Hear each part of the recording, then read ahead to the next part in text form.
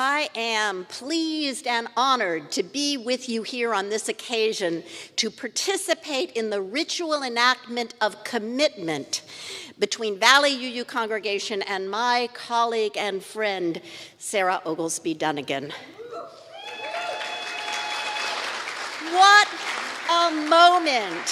What a moment to celebrate such a commitment. It gives me hope in a time of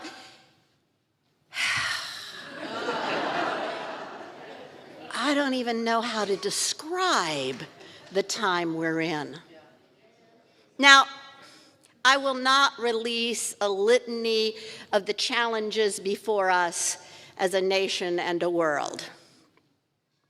You all know them too well. Many of us come to religious congregations, come to religious institutions because of some of those challenges. We want the prophetic stance that our congregation can take. We want the comfort of our congregation holding us. We want the hope. These are things that we want and we ask for from our religious congregation. But let me tell you something. That's not true for most people. We, members of religious community, are growing fewer and fewer. Less than half of adults in the U.S. now identify as religious. That's down more than 50% since 1999. Now, to be fair, I'm guessing that there are people here in this room who do not identify as religious. Maybe even some long-time committed members of the church. Still, the last time I looked, Unitarian Universalism qualifies as a religion. And we have not escaped the trends of fewer people. And the younger a person is, the less likely they're to have any kind of religious affiliation. And it's down, though, for all age groups, even us old people. Church attendance overall is declined and it's lower than pre-pandemic, and that's the big overall picture for religion in the U.S. It's bleak. And I know some of you are probably thinking, good, there's too much religion in this country anyway. And some days I agree with you. So let's narrow in on our own Unitarian Universalist kin, those we presumably do want to see thriving. Like other religious groups, most UU churches have seen declining attendance during COVID that has not bounced back in the way that we had hoped it would. Religious education seems particularly undersubscribed. And with the COVID government supports long gone, churches are decreasing their staffs. Volunteers are harder to find. Ministers have retired at higher rates, and younger ones have left for other opportunities. Churches are closing. Now, to be sure, we can't blame it all on COVID, as much as we might like to. COVID was a catalyst for trends that were already in place. Baby boom ministers were on track to retire. We just did it faster. I know that I did. COVID exhausted me. If not for that, who knows, I might still be serving a church. COVID also accelerated the move toward watching church online over brunch. And we've been bemoaning the decline of religious education for children for decades, if my memory serves. The volunteer crunch presented itself decades ago, too. So we're not in a happy place, and it's been a long time coming. How will our UU religious institutions, our churches, our association, our treasured organizations, those that have shaped who we are and inspired, motivated, and held us, maybe even saved our lives, how will these beloved bodies survive and thrive? Let me begin with a few ways we will not survive and thrive.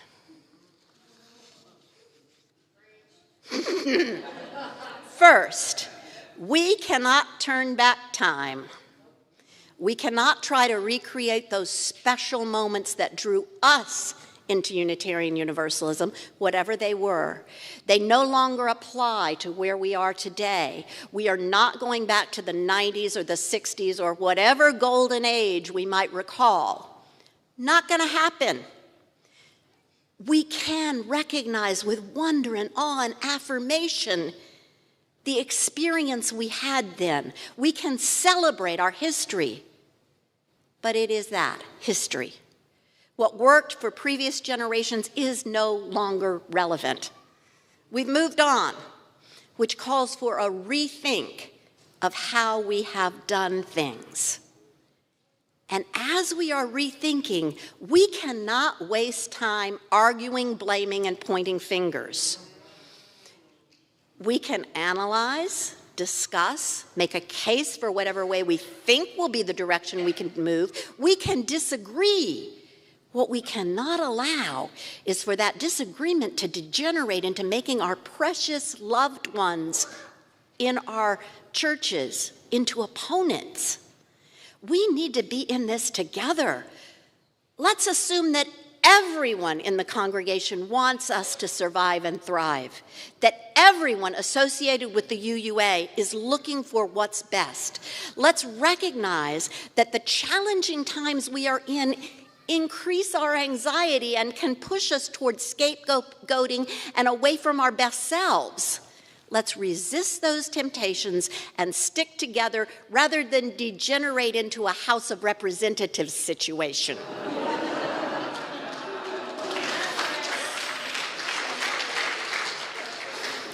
Julian DeShazer of McCormick Theological Seminary suggests that political divisions, like the House of Representatives situation, is one of the three main reasons for clergy resignations. Now, it's not necessarily about political issues, but it's politics in the church that can make clergy uncomfortable, unwelcome, and leave. Now, I'd suggest that a lack of collaboration and the political divisions also affect our lay people negatively and lead to similar results. We need to embrace our best selves for our beloved churches to survive and thrive. We cannot ignore reality. Pretending that all is well or that all of this will resolve itself will not change our situation. Religion is not what it used to be. Unitarian Universalism is not what it used to be, and it must evolve with the times into what will serve people other than us, to serve people who are our children and other people's children. So let me tell you one small way I see Unitarian Universalism changing. I'm a member of the Church of the Larger Fellowship, the UUA's Congregation Without Geographical Boundaries. In fact, it was my first UU church back in 1979. Back then, who remembers 1979? Okay, some of you do, okay. Back then it was a church by mail because that was like all we had. There was a telephone line you could call to talk to a minister, but anyway, CLF now is an online church, long known for its outreach internationally and in the military, but now it's taken a next step and committed itself to prison ministry. There are now 1,500 members of CLF who are in prison, and more are joining every day. That's a change. What happens as those incarcerated people come out of prison and arrive at our bricks and mortar UU congregations? Will they be welcomed? Will they find connections and flourish? They are our people, part of our beloved community. So that's one thing I've been thinking about. And I'm guessing you could name ways that UUism is changing too.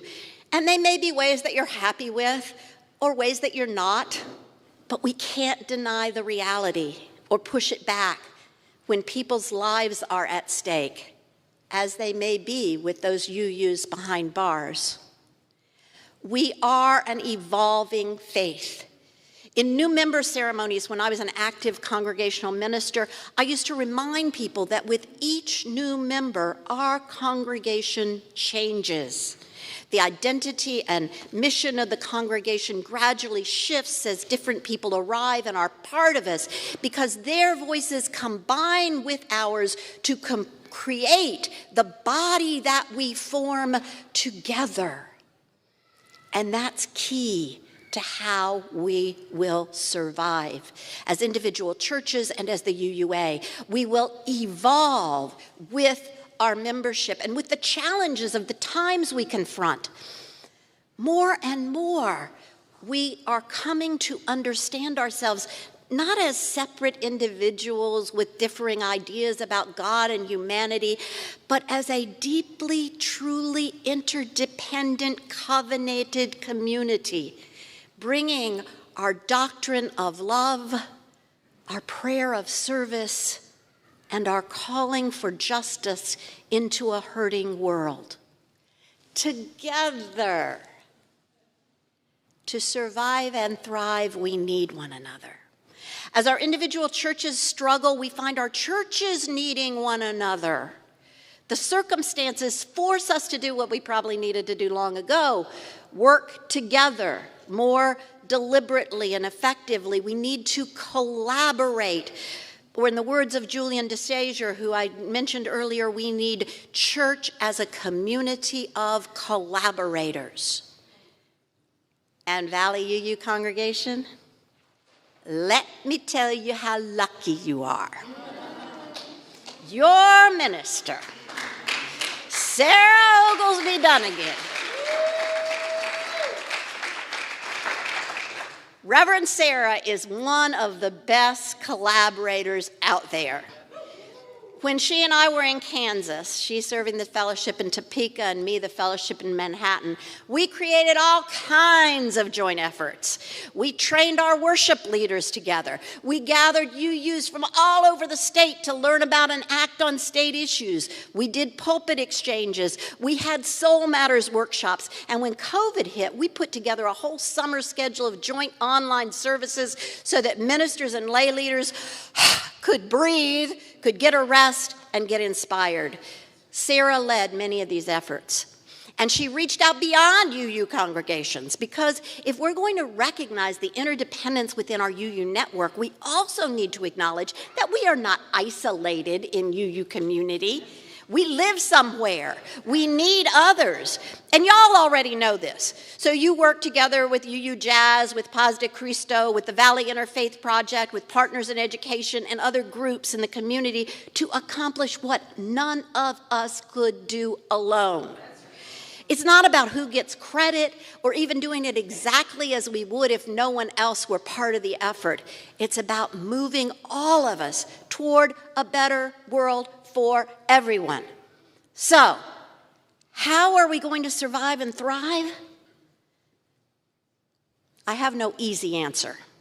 And I advise you not to trust anyone who says they do. Still, there are broad parameters to follow. We stay true to the values and principles that ground us.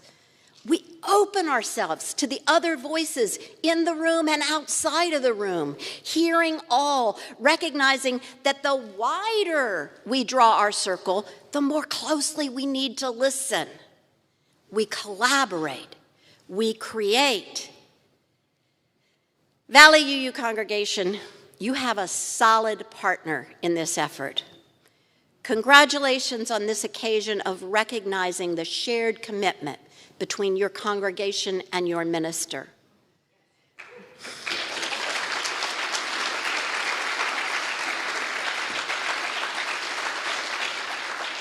May that connection flourish for many years to come. May your collaborations yield results beyond your dreams, both inside and outside this church. Thank you for letting me be here.